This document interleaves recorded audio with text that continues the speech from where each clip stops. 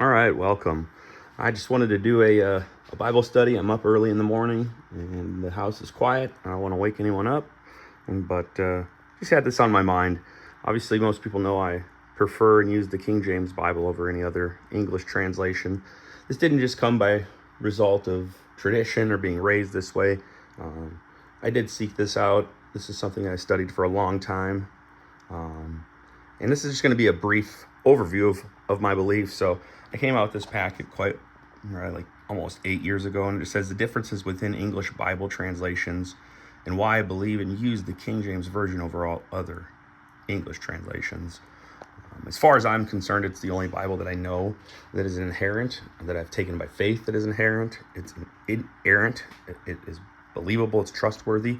There are things from 500 years ago that have changed, so you do have to understand that words, the etymology of word history, there are some that are different in 2025 than they were in 1611 when the King James was finalized, and even when it was, they would say that revisions were completed or whatever you want to call it.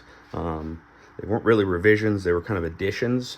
Or like if you look at the revisions from the revised version to the new revised version, you're going to see a lot different. You're going to see the RV to the RSV to the NRSV. Those are all going to be three different revisions of the revised version. All different copyrights, all different texts used. There's a lot of differences.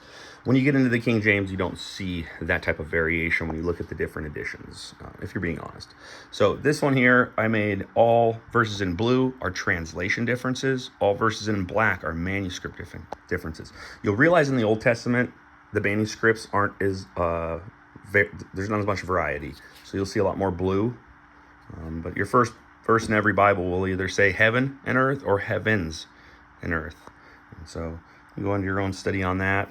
And then Psalm 12 will basically say that the word of God is purified and will be preserved forever.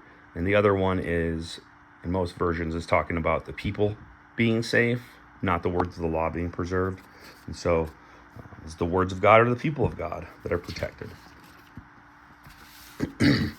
You get into Samuel, another one that's very ambiguous to what the text is. That is a manuscript difference. No one is concrete this day and age, apparently, as far as scholars go and theologians on what was actually said. So they don't, I would contend that they don't believe that it's preserved. It's preserved somewhere, they just don't know where it's preserved. So maybe they believe in preservation, but not it's readily accessible. Again, the ones in the Old Testament aren't going to be as, again, you'll see, Lucifer fallen from heaven, and then you have the morning star in the other translations. It's an interesting word of morning star because morning star is a title for Jesus in the New Testament. Micah 5:2, we'll talk about and this is only going to be in the NIV, ESV, and NLT. You got the New American Standard Bible does stay away from this. They go back from everlasting. They don't just call it the origins. So whose goings forth, whose origins, from everlasting, ancient times. And so once you get into Matthew, though, you start to realize there is a variety of different translations and manuscripts being used. And you'll realize that the New Testament scholars really seem to use the Nestle Aland scriptures. They prefer those. They prefer basically the P66s, the P75s. They're gonna call them like heavier or weightier transcripts, not transcripts, but manuscripts to translate to. But like here, you'll see this verse is removed in most versions, or it's bracketed, it's questioned. This one is going to be a translation difference, not a manuscript difference. They just, in Matthew 18:26, they say they worshipped him. And in these other ones, it says the woman came and knelt before him. It's going to be the same Greek word as proskuneo, just translated knelt instead of worshipped. Another one found in the NIV and the ESV is, are we to forgive 77 times or 70 times 7? 490 or 77. The point is obviously that you're supposed to continue to forgive your brother, but it seems easier to do it 77 times than 490. But anyways, what is the right translation? These are all things that I've studied out that are different. But an ironic thing that people maybe aren't familiar with is the book of Matthew has a lot of Greek words that are different in manuscripts. So this was my study years ago, going through the Wescott and Hort Greek New Testament versus the Textus Receptus. And so you'll see after my first six chapters, there was 82 less Greek words in the Wescott and Hort manuscripts. And then when we got all said and done, the book of Matthew was lacking 363 Greek words.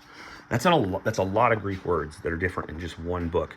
And so I just did that so people could see that this isn't just something that is a few different Greek words. They're using a different set of Greek texts to translate. And then I also wanted to show this one. I had personal experience at my church. There was an NIV church. We had the 84 Bibles in the pews, and then we moved to the NIV 2011. When I came across this here, Mark 1:41 says, Jesus was indignant. He reached out his hand and touched a man. I am willing, he said, be clean. The NIV went to I believe it's a Latin manuscript that they found that actually supports this very angry or indignant, where every other translation reads, and Jesus, moved with compassion, put forth his hand and touched him and said, I will, be thou clean. Again, I actually had emails back and forth with the Biblica Foundation, who did the translation committee here, and it's just a very interesting place and where textual criticism can go wrong very fast, in my opinion. So hope you enjoyed this. This is obviously not an exhaustive study. Probably will do more, but just wanted to give you a little update. At the end of the day, we are born again by the Word of God. We are built up by the Word of God, and we should have a solid foundation in what the Word of God is. God bless you. Have a good day. Bye.